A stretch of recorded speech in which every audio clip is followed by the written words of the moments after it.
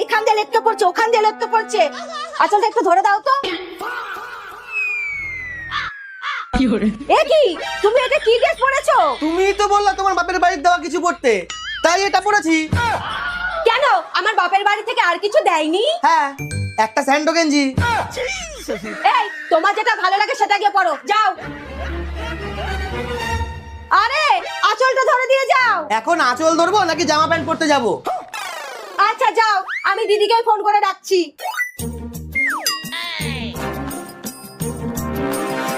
Hello, বল। কোথায় তুই? আবার শাড়ির পিনটা করে দিয়ে যা না। শাড়ি কোথায় পেলি? কেন, তুই দিলি খাটের তলা থেকে। কোনটা, এটা? না না, এটা না, যেটা শাশুড়ি মা দিয়েছিল সেটা। তাহলে এটা? হ্যাঁ হ্যাঁ, এটা এটা।